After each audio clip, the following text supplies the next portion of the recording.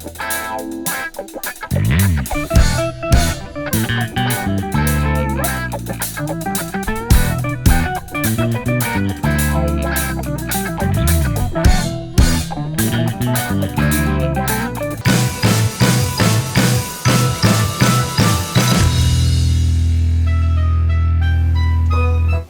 World Wide Web. Welcome back to the Hangin with Web Show. I'm GW Pometry. Thanks for logging on and tuning in. If you haven't done it yet, go on down and hit subscribe. If you have, thank you.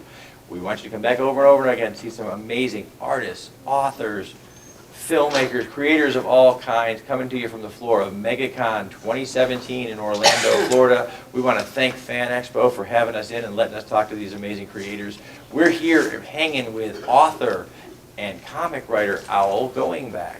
Owl, thanks for hanging with us, man. Thanks for having me. I'm going to say Owl is a Native American thing. Yes, it is. It is. I'm Choctaw and Cherokee. Yeah. It was the necklace. Or I tell people I'm urban Indian, I'm Smackahoe. Smackahoe. You might know our leader, Chief Spread Eagle. I heard about him. Yeah, it's a thing. Yeah. Christmas time, I'm Cheapasaw. So that's You met my kid. That's what Go away, I have no money. And you know, Owl Goingback is the author of the Tribal Screams anthology, which is what we have here, and other in sundry that we'll talk about. So let's start at the beginning. At the beginning, well, I was born in a hospital because I wanted to be close to my mother. You want to move up a little bit far. Yeah, she was there. She was there. She was there, so you had to be there. Yeah, I understand. How about we fast forward through, at least through puberty? Puberty, we'll fast forward up to when I actually started professionally writing after high That's school. really after high school. That's after good, high yeah. school. So after getting out of the military. What drew you to becoming a writer? My wife called me stupid. It's a true story.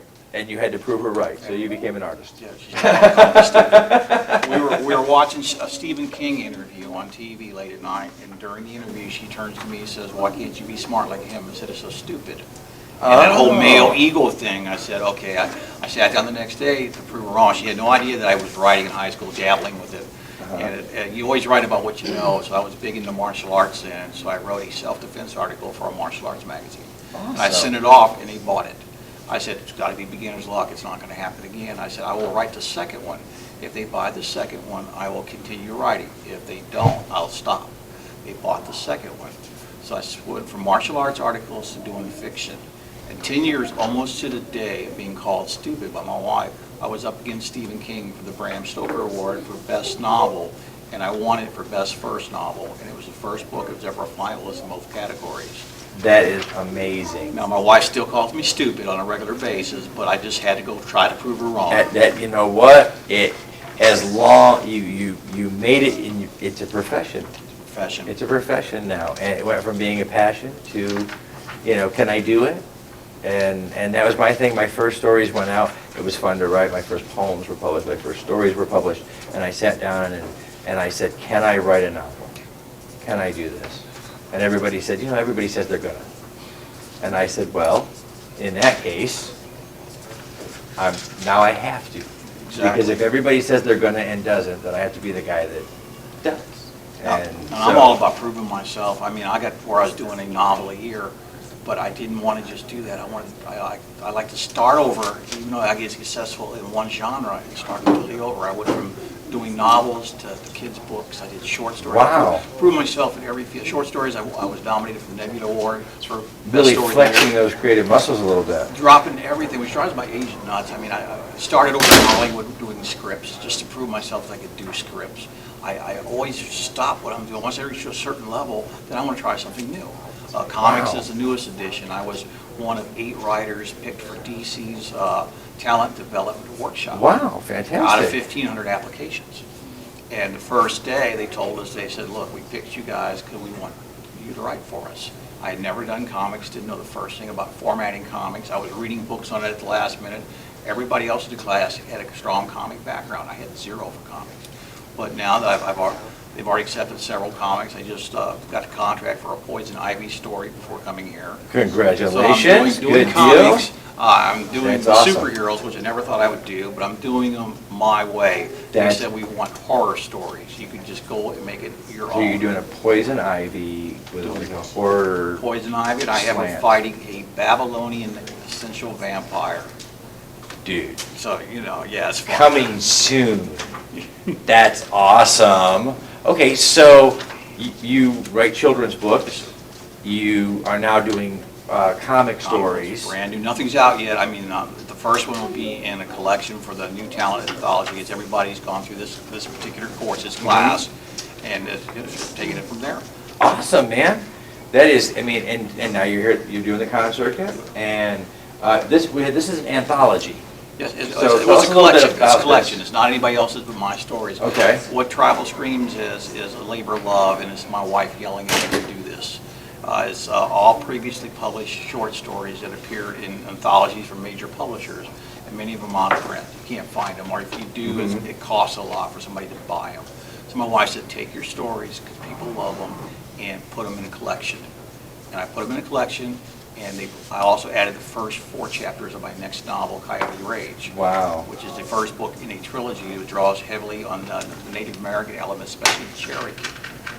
So I did that. In fact, Coffee Shop of Horrors liked it enough that they did a Al Goingback's Tribal Screams Roasted Chestnut Coffee that's absolutely wonderful because the artwork is done by Michael Broom. That's awesome. Michael Broom is a Hollywood creatures effects artist. He's worked on The Walking Dead. He's worked, I think, Wolverine's Crazies, and he gave me this phenomenal cover. Because all of us Archie type know each other. Yeah, As far as you know, we all know each other. Spielberg's coming from my house later on. Yeah, we go back. It's a thing.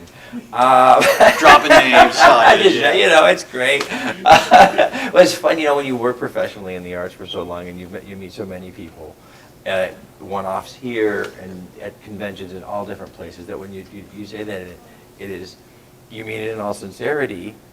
We met this person and you talk to this person and you're doing these things, but the average person watching looks at you and goes, oh yeah, because that happens to me too, all the time, right? Really? Okay, well, we talked about the books and your process. Now we go to a portion of the show that we have lovingly nicknamed clickbait. This is the part of the show, if you know on the internet, clickbait are those headlines that you can't look away from, like a car wreck on the internet. Okay. You can't look away from it, but you get to the story, it's really dull.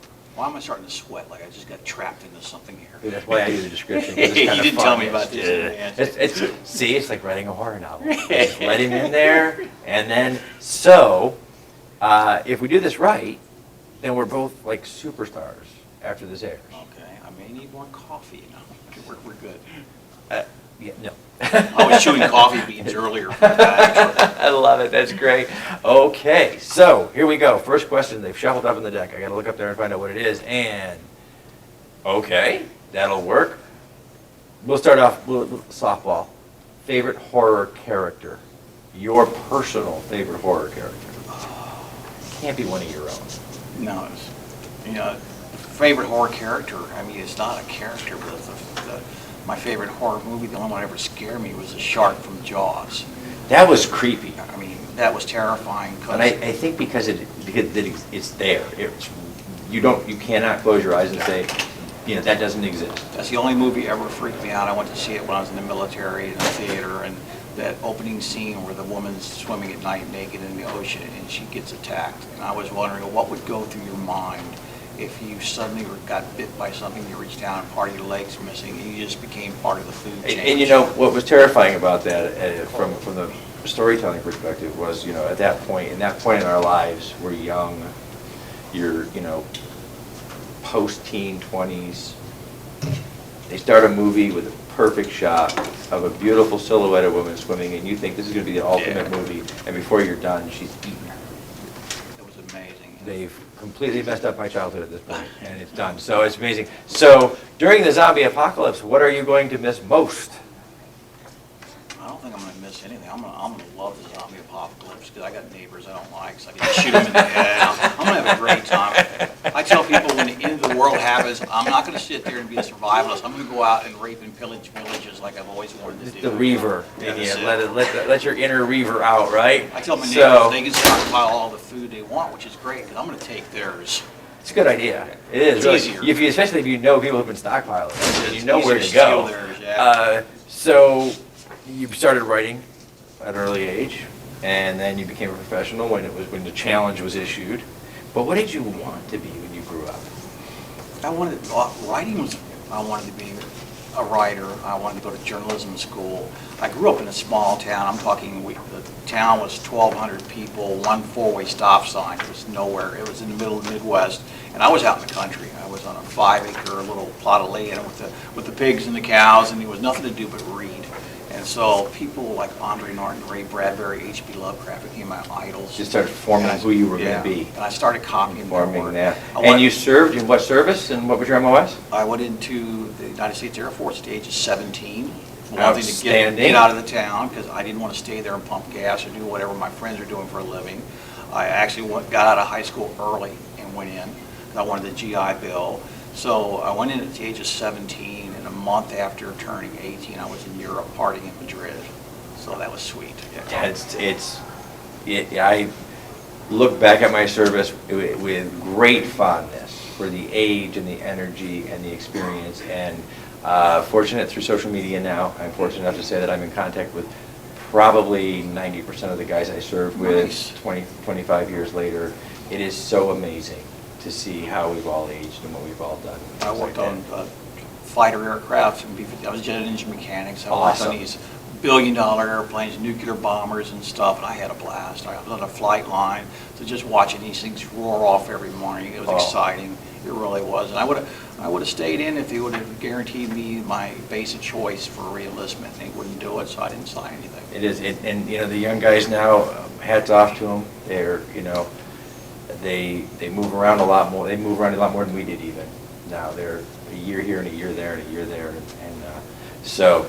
But thank you very much for your service too, and thank you for coming and hanging out with us and talking about your work. Where are you going to be next? Where are you headed from here? What's your next con or appearance that you got? Let's see, I've got book signing. Where are you going to be? I've got there's a signing book festival in Orlando with this Orange County Library System. I think that's in July. I have that coming up. I will be at Spooky Empire in October, which is in Orlando. It's a big horror convention. We're looking forward to ourselves. ourselves. And then World Fantasy Convention, which is in San Antonio, Texas in November. Just making the rounds. Just making the rounds. All the way to San Antonio, back to the west. That's it. Back to the west. Oh, right. That's my card tells me that we are done visiting.